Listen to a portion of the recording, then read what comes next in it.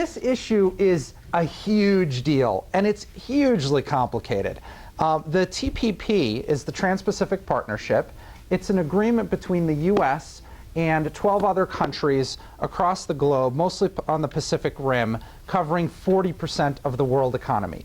Now, a lot of us think of trade deals as dealing with borders and customs and stuff moving across borders, and that's true of the TPP. It deals a little bit with that, but the vast majority of the deal is not about those things. It's about making it easier for the global elites to make truckloads of money off of destroying jobs, lowering wages, polluting the environment, raising prescription drug prices, making the internet less free, making it easier for Wall Street to move money across borders and make money off of noxious products, on and on and on and on. Now, when we start talking about the TPP and we get into the specifics, it gets really ugly. The deal effects is done with countries that do just absolutely horrendous things. So we'll be hearing from a speaker who will talk about human trafficking and slavery in Malaysia. Brunei is one of the countries in the TPP. Brunei is under Sharia law and has a really harsh interpretation of it that they practice. The penalty for being gay in Brunei is to be stoned to death. This is a country that is in the TPP. In Vietnam and other countries, wages are so low that there's a huge incentive for U.S. companies to outsource to those places. Now, we'll be going through a lot of these different effects throughout the program, and you'll hear a lot more of the specifics, but I want to go into a little bit on each of those issues and the politics here, because what we really need to get to is action. Again, we need Joe Crowley to stand up and do the right thing and oppose the Trans-Pacific Partnership. He's done that in the past. He's been on the right side of trade deals and on fast track, but we need him to come off the fence and oppose the deal.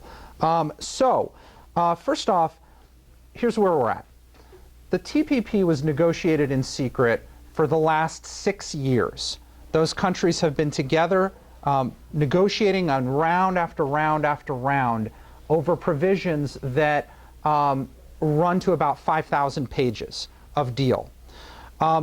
In the U.S., we have a unique procedure called Trade Promotion Authority, or Fast Track. Fast Track is a procedure where Congress binds its powers, gives up its ability to negotiate a deal, and says that we're going to take only an up or down vote on whatever the president presents to us as a final deal. Now, here's the depressing news. No deal that has been negotiated under Fast Track has ever been rejected by Congress. That's why we fought so hard to stop Fast Track. We were almost successful. It was a bone-crushing political fight. Many of you remember it. The Senate passed it by 60 votes over a brutal filibuster fight. We were never expected to be that close in the Senate, and we forced a filibuster fight, and they barely got it through with 60 votes. A few weeks later, the fight was on in the House. This was in June.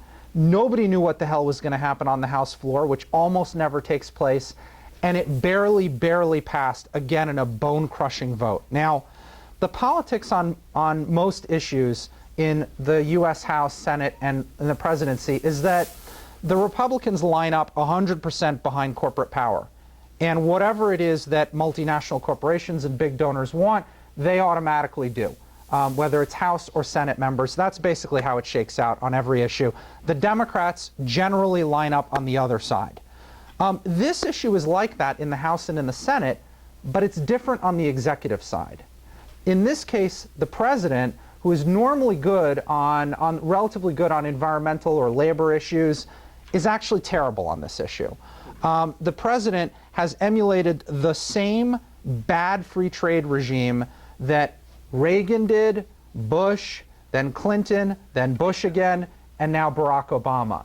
And actually, it's gotten worse in most of those rounds. So some of the things that previous free trade deals had that were somewhat better, some of the provisions, they've actually dumped those in this deal on prescription drugs, on labor enforcement, on environmental protections. They've just gotten rid of those. We'll go into those in more detail. But give you a broad brush here. this country has lost 5 million manufacturing jobs alone over the last 15 years. 50,000 factories have been closed. Well, after NAFTA passed, here in Queens, people might remember the iconic swing line factory. So there were 500 people who worked there. NAFTA passed, that was it. Boom, off they went to Mexico. Now, in Queens, in the year 2000, there were 55,000 manufacturing jobs in this borough, 55,000. That's now down to 20,000 jobs. Now, there are members of Congress, Greg Meeks is the most prominent, actually the only one from New York City who supports Fast Track. Greg Meeks represents JFK, and what he likes to say is, well, these trade jobs, you know, sure, we might lose some jobs, but we get so many jobs out of trade, especially at JFK. Well, here's the thing. JFK has had 37,000 people working there, and that hasn't changed in the last 15 years. So if we're, and the other thing that hasn't changed, if there were going to be jobs created in this area from trade, you'd expect it to be in warehousing and transportation. But that hasn't happened. In fact, over the same period, 5,000 less jobs in warehousing and transportation. So whatever jobs there are that are being created by trade, they're not being seen here, and that's true of most of the country. In my union, in CWA, we represent a lot of telecommunications workers. At Verizon alone, just Verizon Communications, we've lost 1,000 call center jobs from just New York State to overseas. Just one company, 1,000 call center jobs. So all gone. Now, when you think about how many jobs actually get outsourced, economists now estimate it's over 20% of jobs can be outsourced. So it isn't just manufacturing, it isn't just call centers, it's everything from back office work to medical imaging, all sorts of administrative functions, all can be done overseas and all are mobile across borders now. So we lose jobs and wages get depressed because once you lose a big chunk of jobs, everybody else is frightened and they lose bargaining power, unions get broken, and everyone loses out and wages get depressed. Now, you might think, well, but at least this benefits other countries where the jobs go. Sadly, that's not the case. Because what ends up happening is because under the rules of all these trade agreements, it becomes easier for the big money people to move jobs across borders, move them rapidly. So if a job lands in one country under these deals, it's going to the next one right after it. And so what we see in these deals is a rise in income inequality. So the academics, patches right here, who have looked at income inequality have concluded that between 10 and 40% of the growth in income inequality across borders is because of these free trade deals.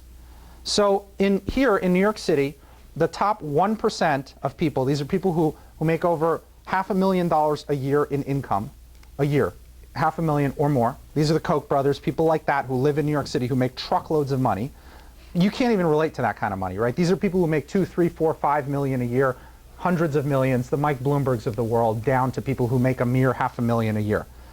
That top 1% takes 40% of the income generated in this city. 40%. 40% to 1%. In America, it has gotten so out of control that there are 20 billion, the top 20 people in the United States, not the top 20%, the top 20 people have more wealth than all black people in this country. That's how stark it is now, right? A big part of that reason is because of the growth of income inequality fueled by these kinds of deals. Now, there are many, many other issues that we're going to go into here. Everything from environmental protections and the lack of any addressing of climate change problems under these deals, protections for the spaces that we need, prevention for pollution. This deal will increase prescription drug prices. It's going to affect food safety and make the safety of the food that we eat worse. It'll empower Wall Street to destroy the economy at everyone else's expense and profit for themselves by selling more of the kinds of derivative products overseas and here that just almost destroyed the economy. And it's going to empower corporations to take down our laws under a dispute resolution procedure that allows private tribunals to settle corporate lawsuits to take down any kind of law that they decide is impeding their profits. Now, when you're hearing this stuff, it sounds almost conspiracy theory-ish. Can this really possibly be true, that we're creating a private system of trade courts that can take down national laws and make taxpayers pay out compensation to corporations for those deals? Well, that's exactly what's happening. So most recently, and I know Stephanie will get into this from the Sierra Club, the Keystone Pipeline was defeated by a mass movement. This is a really big move on the environment to stop a dangerous and polluting pipeline that would create more oil getting pumped out of spaces in Canada. That was a big deal. TransCanada, the maker of that pipeline, is now suing the US government for $15 billion under the trade tribunal system from NAFTA. They want $15 billion in compensation for that decision. The TPP expands that kind of system of private trade tribunals, puts them on steroids, and affects 40% of the world economy. Finally, on what this does, so it's already 12 countries, big ones, 40% of the world economy. But in addition, this deal is structured as a docking agreement, which means that any other country can come into the deal without the prior approval of any of the existing countries. So the big kahuna that's out there is China. China has the option to come into the TPP and will if it's approved by Congress. So now a quick thing on the politics. We lost on fast track. It was a bruising battle. I work for an organization that endorses people for political office. Not all of the organizations here do that. Some are nonpartisan. But we are focusing a lot of our energy on making sure that the people who voted for fast track are not returned to office. So we're going to be doing our best to defeat the Republicans who supported this deal. And Greg Meeks, who voted for fast track, advocated for fast track, pushed very hard for this deal and continues to do so. He now has a primary opponent, State Senator James Sanders, and we are backing James Sanders for that race in order to take out Greg Meeks and make sure that he pays a political price. So if there's one thing on the action side that's political here to do, that's electoral, it would be to support James Sanders, flip him 20, 30, 40 bucks, give him the money that he needs to run against the deep pockets of Wall Street and Greg Meeks. Now, this deal is going to have a vote likely in, the earliest could be in May. That's the earliest it could possibly get a vote. We have about 3 months to defeat the deal before then. We have a lot of political power behind us, and that's grown because the major presidential candidates are opposed to this deal. So Bernie Sanders opposes it, Hillary Clinton opposes it, Donald Trump opposes it, and yes, Ted Cruz even opposes it. He voted against it. So it tells you that the politics on this are brutal. So we need to mobilize those politics and bring pressure to bear. So I'll be talking more about some of the action points to take as we go through the program. But the main thing that we want people doing out of this is to call Representative Crowley. If you're not represented by Joe Crowley, call your representative and urge him to vote no on this deal. If they stand on this, ask them where they stand, and they say, I don't know where we stand right now, or he's making a decision, call back the following week and say, has he made a decision? We need him to oppose this. So there are flyers that Eric has and that are at the door there. Do you have a flyer on you there, Eric? There you go. That is the flyer, and that's the 800 number to use. Any of these home with me tonight? So that's the number to dial and call to Joe Crowley's office and urge him to vote no. So that's just a quick introduction. Our first speaker today is going to address the issue of drug pricing in healthcare. As you know, many people need prescription drugs and depend on them. It isn't just here in the U.S. that this will be affected, but overseas. Bill Francis is from the New York State Alliance for Retired Americans and is going to tell us about prescription drug pricing. The Alliance for Retired Americans are here today because we looked at this mega agreement called the Trans-Pacific Partnership. And we know that it is harmful for American workers and consumers, and particularly bad for retirees. And if you're not a retiree now, live a little longer. Yeah. It's not just a cost of life-saving medications. Voting for the TPP means fewer jobs, lower wages for American workers. This is because it fails to adjust currency manipulations and its failure to level the playing field in terms of state-owned enterprises and labor and environmental standards. The evidence from 20 years of corporate trade agenda is in. Leading economists agree that the TPP won't work for working families. From NAFTA, that's the North American Trade Agreement, in case you don't know, to the last one, which is called the Korean Free Trade Agreement, KORUS, we've lost approximately 1 million jobs in America. Now, you do your own math. You're getting 200 jobs a month back. So you've lost a year's worth of jobs in these agreements, you could say, but when you really look at it, since these jobs are leaving New York and other places, they're not coming back. Places like here, you see the difference when a factory closes and nothing replaces it, all right? It will result in higher drug prices. The Alliance for Retired Americans, Doctors Without Borders, the AARP, and Oxfam America all agree that the TPP contains extreme pattern protections for name brand pharmaceuticals that threaten to restrict the access to cheaper life-saving medications in all TPP countries, including the United States. Pharmaceutical interests are pushing for a lengthy pattern exclusivity. That means that they don't want their pattern to be touched. You can't get it, everybody else can't get it. The government was moving towards 7 years from 12.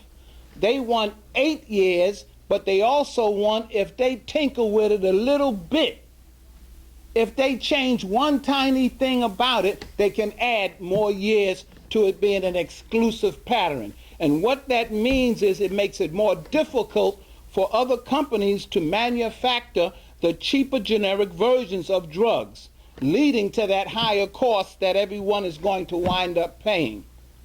TPP also jeopardizes the government's ability to list and price prescription drugs and public programs, Medicare, the Affordable Care Act. But not only that, it also deals with the Veterans Administration's ability to get drugs cheaper for our soldiers who are home injured and wounded and need those drugs. When the government has to pay a higher price, you pay a higher price. They can also challenge this through this tribunal. So if they feel that they're not making enough money, what they call a fair market price, okay? Now, a fair market price is my thing, is like affordable housing. If you can afford it, you make too much, okay? So if you can't, a fair market price, you can't afford the drugs. There's one more. It's called the 340B program. It's a U.S. federal program that was created in 1992. It requires that drug manufacturers provide outpatient drugs to eligible healthcare organizations at significantly reduced prices. These are places like public hospitals, community health centers. I don't know how many of you have heard of the Ryan White clinics. These are places where poor people like me, because I'm poor, can get drugs at a reduced price. Those clinics will be out of business because they cannot afford to get the drugs if the pharmaceutical says that community place is keeping them from making the amount of money that they think they should make. In closing, I urge you to talk to your members of Congress and have them vote against the TPP. Work on a campaign to pass a state or local resolution against the TPP. Commit to telling at least one friend or family member of the dangers of the TPP. But most important, call your member of Congress at 1-855-712-8255 8441 and say no. Eric Weltman is the senior organizer for Food and Water Watch, and he's going to talk to us about the food safety impacts of this devastating deal. Thank you. Thank you. So again, my name is Eric Weltman. I'm a senior organizer with Food and Water Watch, a nonprofit environmental and consumer organization. Our mission is to promote safe, affordable, and accessible food and water, and to protect these vital resources from corporate control and abuse. We're based in Washington, D.C., but I work out of an office in Brooklyn. We helped lead the successful fight against fracking in New York, and now we're involved in a campaign to label GMOs. And frankly, we're concerned that the TPP threatens just about everything we believe in and are working for. That is, that the policies and programs that defend our health, safety, and environment can be gutted as barriers to trade. Now, as Pete mentioned, we've got a whole stack of these flyers back on the table with a toll-free number to Congressman Crowley's office. I want to urge everyone here to take a stack of flyers. Raise your hand if you're in Crowley's district and you commit to calling him. Raise your hand if you commit to calling him every week. Raise your hand if you'll commit to getting 5 friends to call. So please, as I said, I don't want to take any of these flyers home with me, or any of the petitions either. So, as I mentioned, Food and Water Watch is concerned that the TPP could jeopardize food labeling requirements. We're concerned that the TPP will increase the flood of imported fish and other food into the United States, swamping the ability of inspectors to stop unsafe or tainted food. And we're concerned that the TPP could threaten food safety standards. For example, currently the United States imports more than 500 million pounds of fish and other seafood every year from Vietnam and Malaysia. These are countries where farmers raise shrimp, crabs, catfish, and lobster in overcrowded ponds. To combat disease in these awful conditions, the fish are fed a dangerous cocktail of drugs. Only 2% of this imported seafood is inspected by the Food and Drug Administration. The TPP would open up U.S. markets even further to imports of this potentially dangerous seafood. A second concern is that the TPP could result in the overturning or blocking of common sense food labels as barriers to trade. These include labels that inform consumers of the ingredients contained in their food and where the products came from. In fact, the United States has already weakened its dolphin-safe tuna labeling rules because of a long-standing dispute with the World Trade Organization. And just a couple of months ago, the World Trade Organization, the WTO, ruled that knowing where our food comes from is a barrier to trade. That is, the country of origin labels have hampered Mexican and Canadian exports of meat to the United States, a ruling that could come with a bill of $1 billion, and in response, Congress eliminated country of origin labeling. We're also very concerned that the TPP could threaten efforts to label GMO foods, which, as I mentioned, is a major initiative for Food and Water Watch. I'm just going to raise your hand if you think we have the right to know what's in our food and how it's produced. Keep your hand raised if you think we should be allowed to label GMO foods. Well, that's what the TPP threatens. As I think Pete mentioned, oh, you still got your hand raised, that's awesome. Much of our concerns are centered around the authority that corporations have to challenge government policies that infringe on their profits, and that's the so-called investor-state dispute resolution, and you'll hear more about that. And another concern is that the TPP could threaten buy local programs, buy American programs that are promoting healthier food, particularly in schools. So again, who's going to call Crowley? Who's going to call Crowley every week? Who's going to get 5 of their friends to call Crowley? Who's going to take a big stack of leaflets? Who's going to take a big stack of petitions, too, and get their friends to sign petitions? Awesome. I don't want to go home with anything, except for what I'm wearing. would you actually mind back there at the table? You've got the flyers, right? Could you actually bring them around and give them to people so that people get them right now? The issues that are affected here are broad, and we're going to go through a few more of them. Our next speaker is from the Central Labor Council and is a trained economist who understands how this deal will affect jobs and income inequality. Alex Gleason is with the Central Labor Council. Come on up, Alex. Thank you all for having me speak here tonight. My name is Alex Gleason. I'm the Policy Associate at the New York City Central Labor Council. I'm also on the faculty of the Harry Van Arsdale Center at SUNY's Empire State College, and I've served on the faculty of the New School in the past. I'd like to start out by saying that until recently, this process has been purposefully conducted outside of the purview of the American people and government. It has been negotiated by the well-connected, like the legal departments of large multinational corporations, and this cannot be denied or left out of the analysis. It is the elephant in the room. This is a trade deal of the elites, by the elites, for the elites. Now, some of the data I'm going to go through, there may be discrepancies in, but if after you'd like to talk to me, I'm more than happy to provide you with resources by papers and credited institutes who've done work on this. So history is the best reference for the TPP, and that history starts really with the North American Free Trade Agreement, NAFTA. And research by the Economic Policy Institute in Washington, D.C. has found a couple of important facts in some of the retrospective research they've done. First and foremost, that since its implementation in 1994, NAFTA has led to the loss of 5 million manufacturing jobs, a quarter of the industry's workforce, and 60,000 American manufacturing plants. Furthermore, already 2.7 million workers have been certified under what's called Trade Adjustment Assistance. And what that is it's a federal program to help workers who have been displaced by free trade to offshored jobs or imported products, right? These are folks who worked in viable American factories, and when the opportunity presented itself and capital fled the country, they were left holding the bag and without a job. And just look at Canada and Mexico. In the 21 years since we've implemented NAFTA, the trade deficit with Mexico and Canada has surged from $27 billion to $182 billion. Let me say that for you again. Our trade deficit with Canada and Mexico has gone from $27 billion to $182 billion.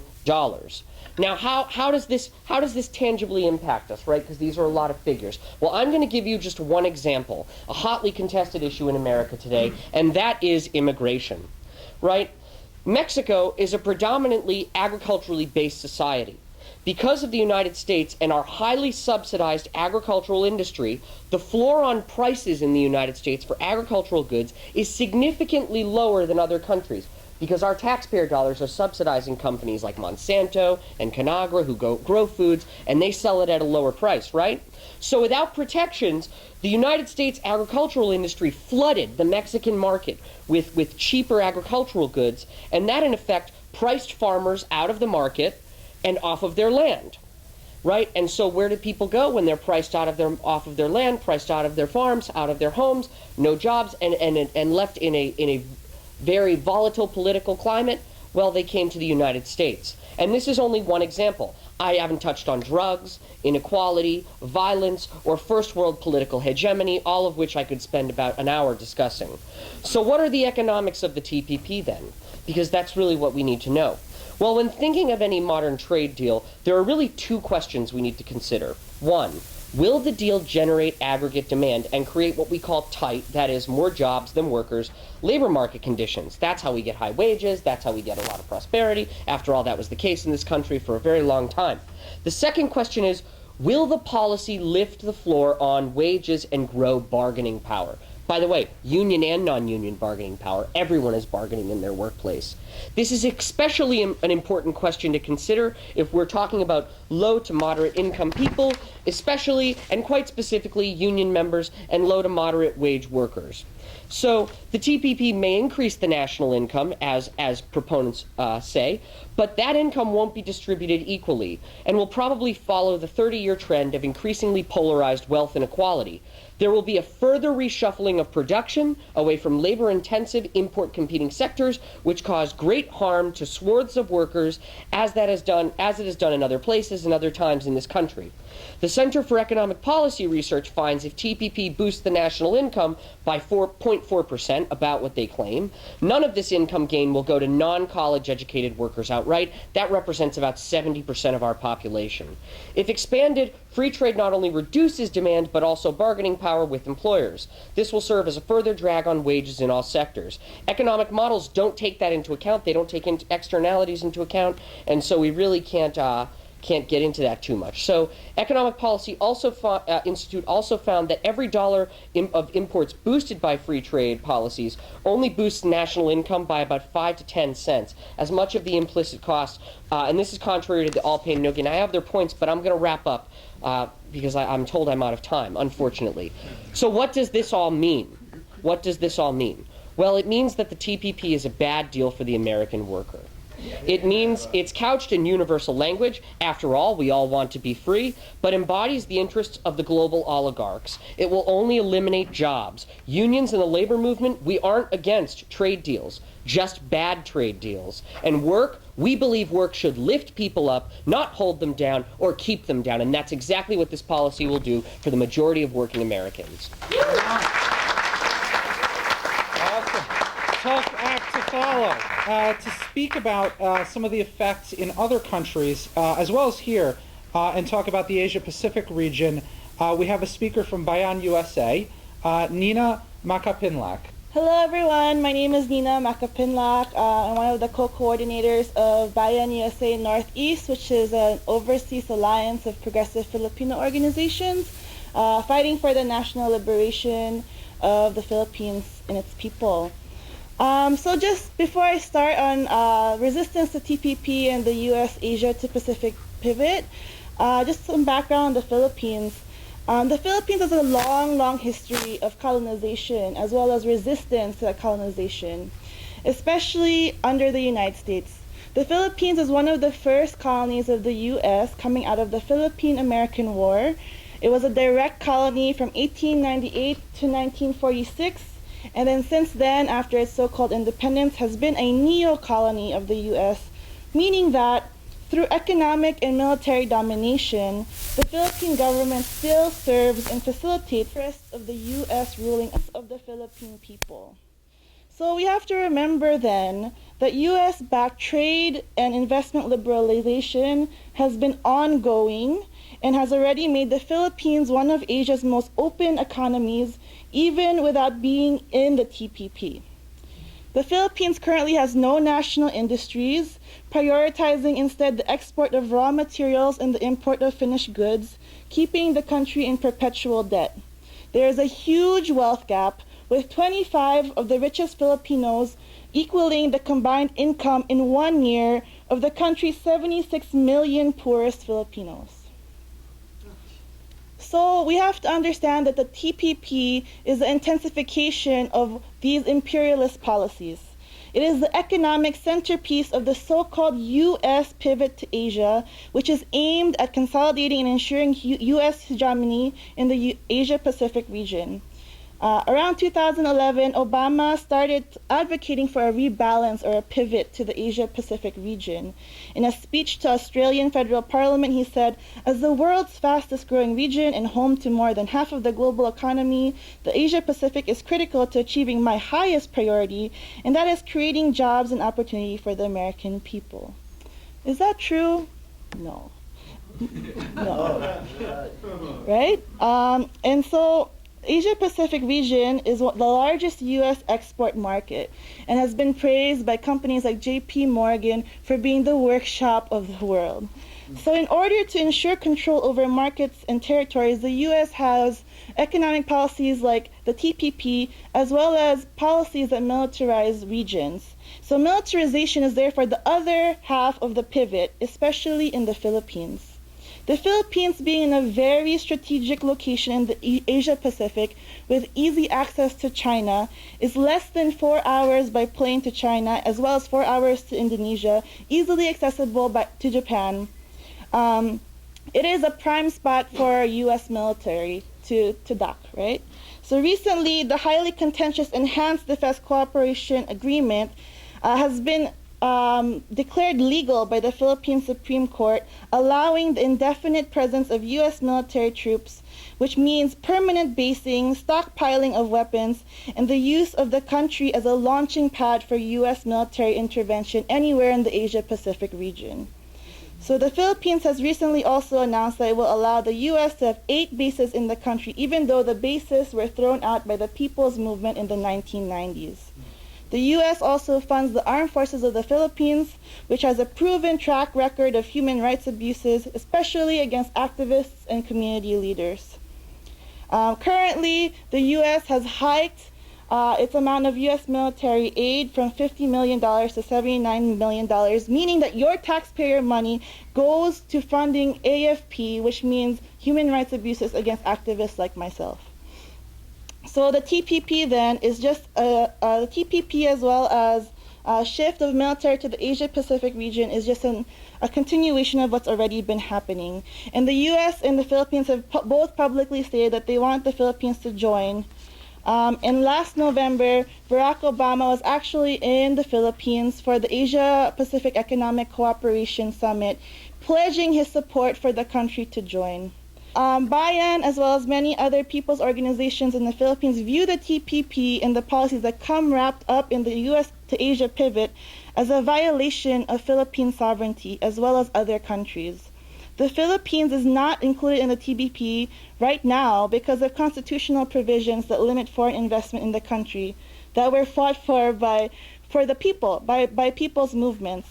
So what we need to do as workers, working class and poor people in the U.S., or just anyone in the U.S., have to show solidarity for the people's movements that have been raging for centuries in the Philippines. In November, when Obama was there advocating for the TPP, there were 5,000 plus people a kilometer away from the Apex summit saying that they were not going to stand for it. So the people are already rising. They're already organizing on the ground. So as people here in the U.S., we have to do what we can to stop the TPP and show our solidarity for these people's movements fighting for liberation. Thank you.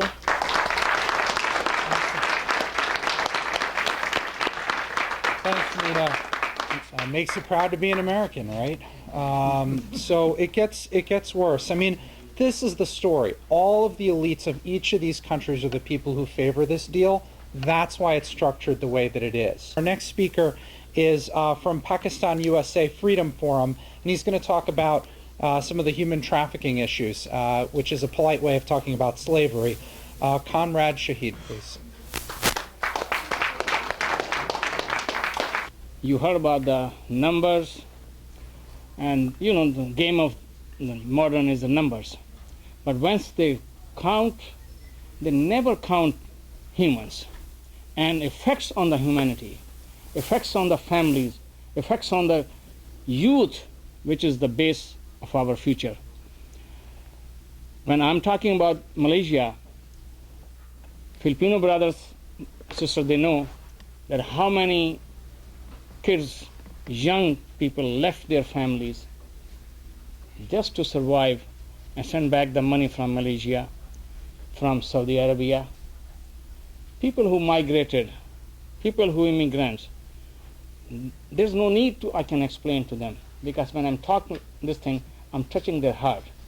But I'm asking people like who has no experience to leave the family, to leave your motherland, just to earn something to survive in this world in 21st century. That's the question which, as an American, we are facing at this moment. When we're talking about this TPP, this is based on the previous record. I can very much open any business deal, anything which is give a job to the people. I'm for that. But the record shows there's every trade pact, every new things, it will go against the future of the humans. The wars, the dictatorship in the Asia, which we produced, which we backed, our famous CIA, I don't think so they behave like a human. You go to them at this moment in Malaysia, you can see in Kuala Lumpur every kind of face over there. And you talk to them, and you will hear the stories and how much they sell their land in their home, back home. They pay to the guy who smuggled them in the Malaysia and give them some kind of shelter, but not any human decency they can afford.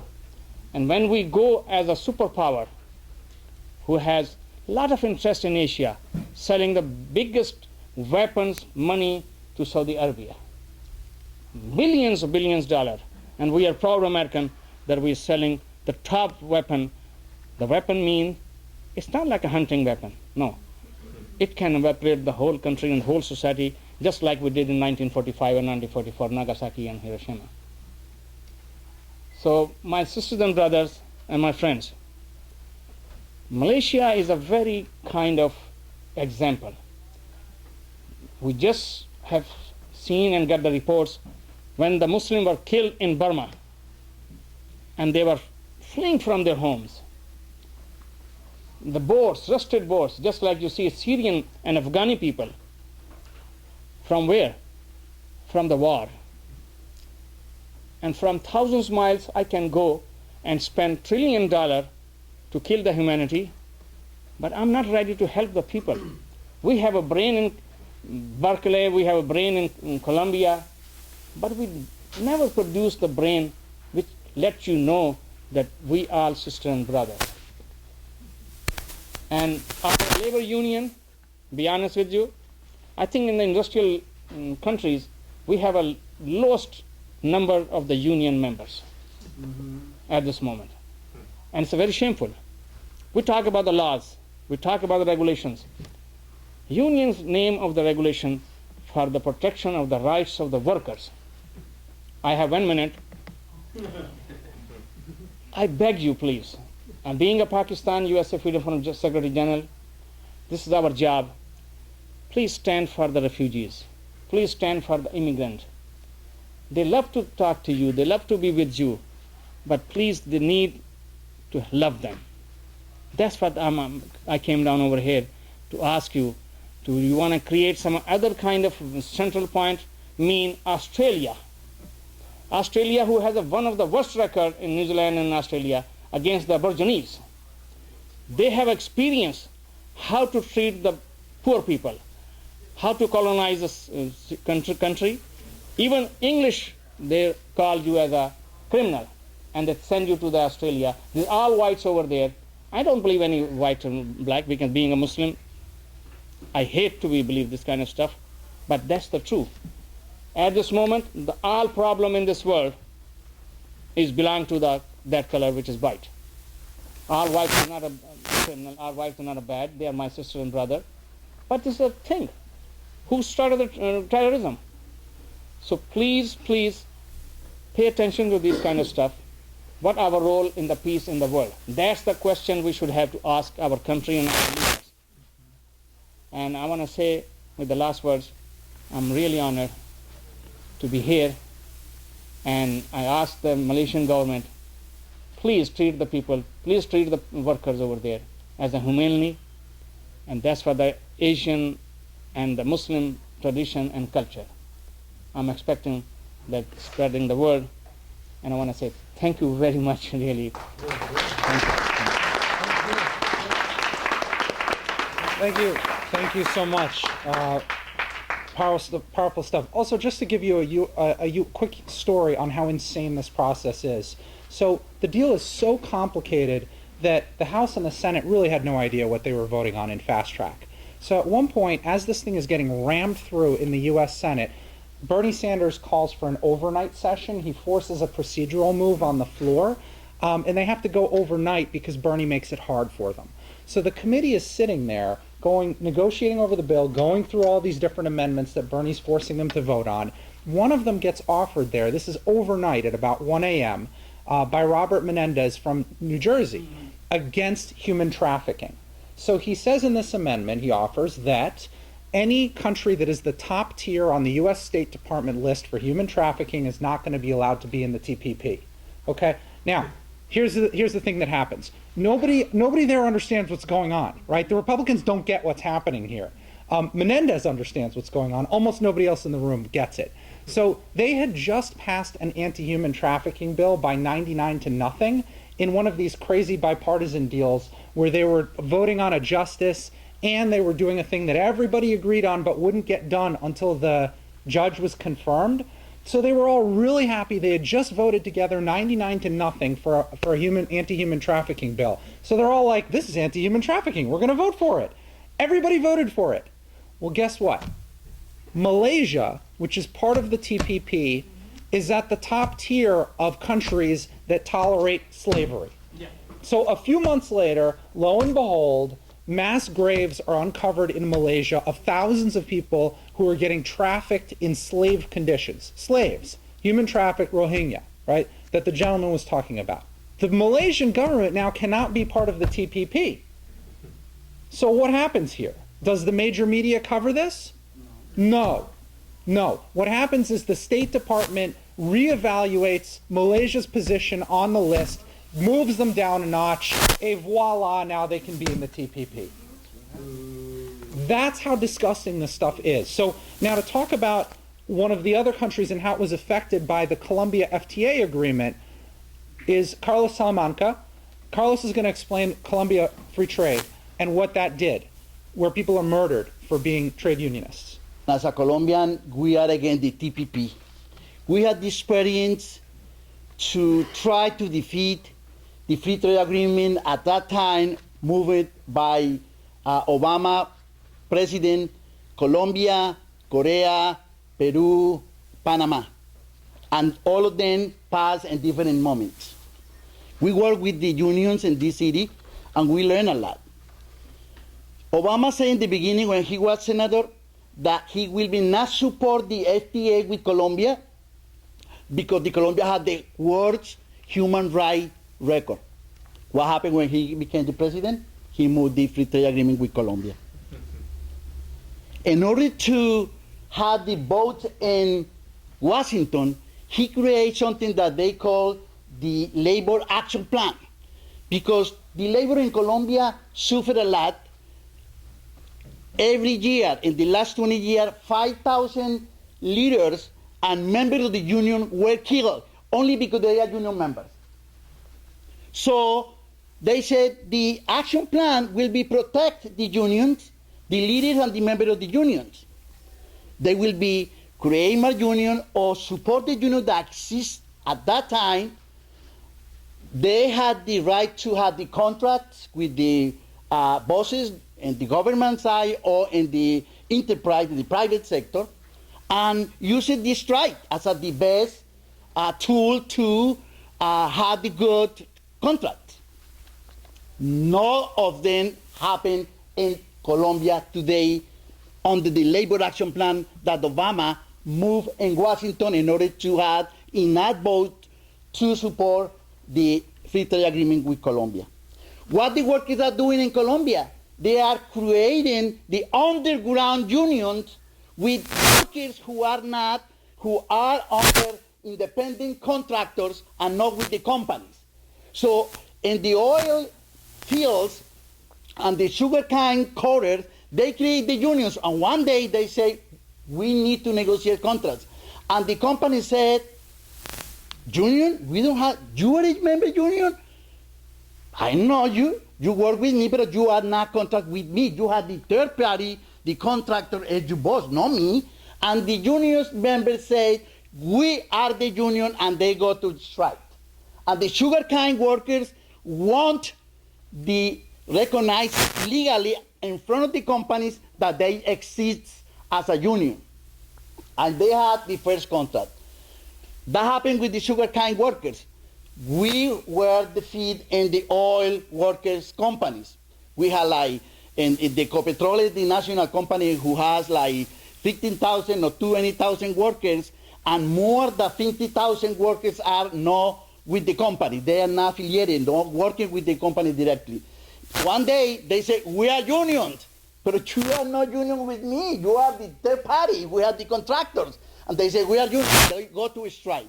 The government, Mr. Santos, send the army against the workers and defeat that strike. We won in the sugarcane, but we were defeated in the oil companies. The second thing is this. All the food that the Colombia produced before were diminished or abolished. For example, the algodón, no more. Cotton, no more in Colombia. The rice, diminished. The coffee, diminished. Let me say something. Only the coffee, we are import coffee from the United States. But Colombia is the first producer of coffee. Why we are buying coffee from the United States? Good question. It must be our senator. Yeah.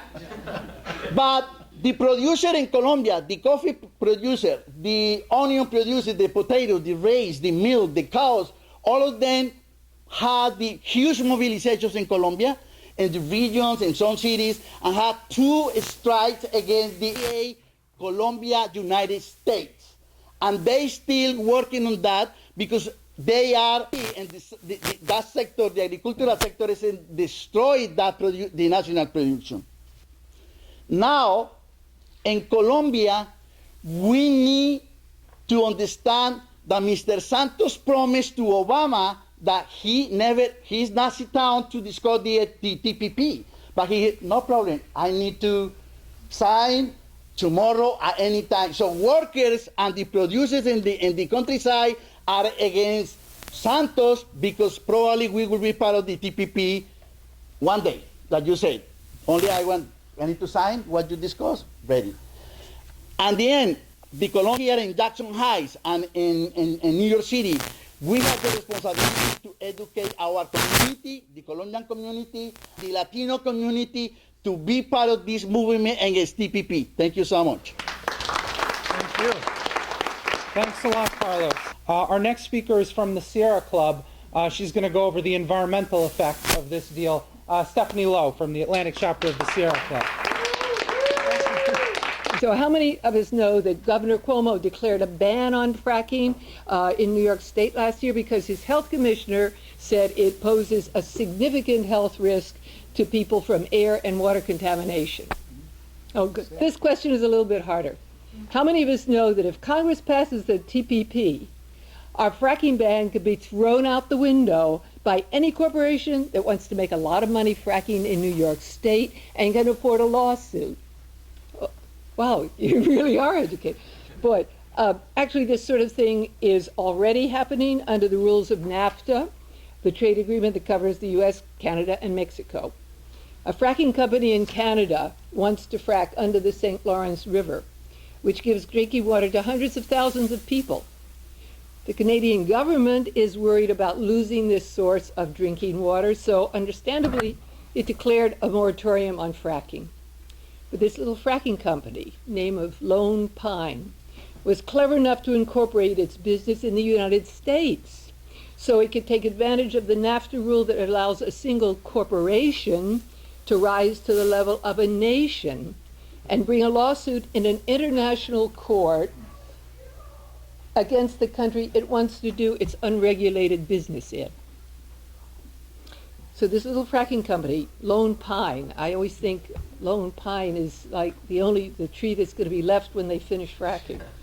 So Lone Pine was clever enough to incorporate its business, this little fracking company is suing the country of Canada in order not to lose what it calls its expected future profits. If it wins, the taxpayers of Canada have to pay a $250 million fine and find some other water to drink that won't make them sick. Another NAFTA example, TransCanada Corporation is suing the United States over Obama's wise decision, it was a good decision, to cancel the Keystone XL pipeline project. If TransCanada wins, we, the taxpayers, will have to fork over $15 billion, which is a heck of a lot more than TransCanada put into the project. So that's how NAFTA works. The TPP has been called NAFTA on steroids because it uses the same outrageous end run around the laws of any country that was dumb enough to sign on to this agreement in the first place. But hey, NAFTA is only 3 countries, Mexico, Canada, and the United States. The TPP, as you've heard, is 12 countries. It would cover 40% of global trade. It's the biggest trade agreement ever written, and it would have a huge impact on all our lives in every possible way, as you've heard the many, many ways that it can do this. Do we want this? No. No. So what can we do about it? Well, Eric took my punchline. So there's a simple way to stop it. Call Congressman Crowley's office first thing tomorrow morning and say this to whoever answers. I'm in Congressman Crowley's district, and I want him to protect our community against the TPP. Lost my place. Yeah, I want him to send me a copy of his personal pledge that he'll vote against the TPP. Take my phone number and email address. I want to hear back from him.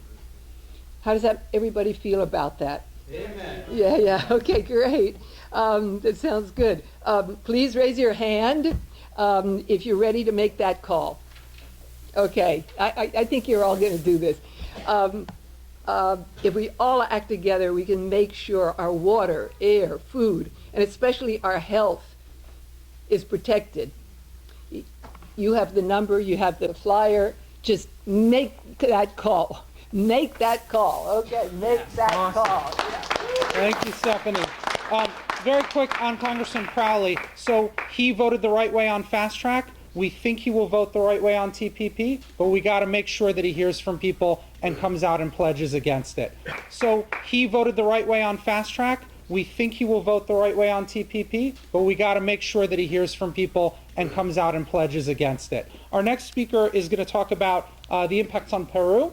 Leandra Requena is with Peruvians in Action and can tell you about what the U.S.-Peru trade deal did and talk generally about the issue.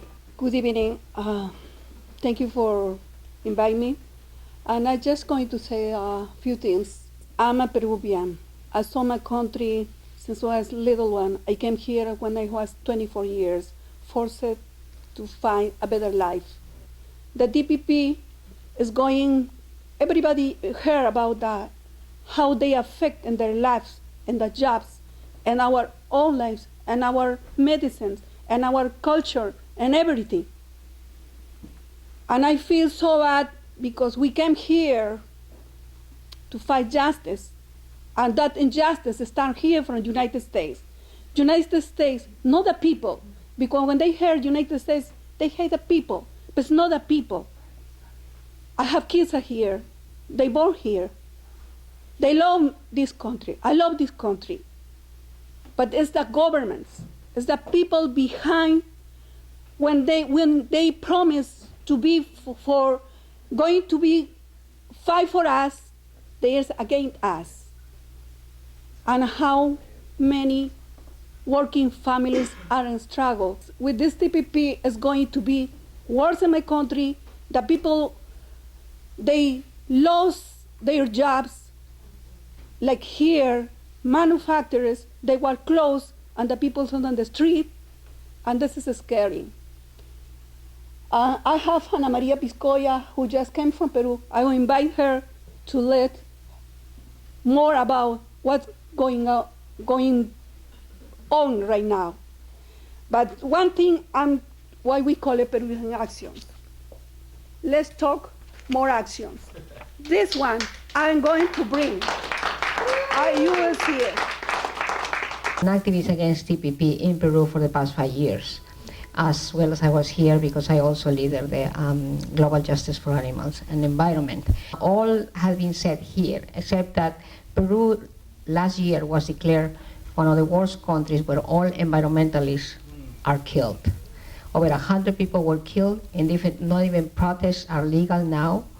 I was a victim of tear gas in one of the protests. We gained some momentum with the mining companies. Something is happening in Peru, at least. However, this year we are also in election.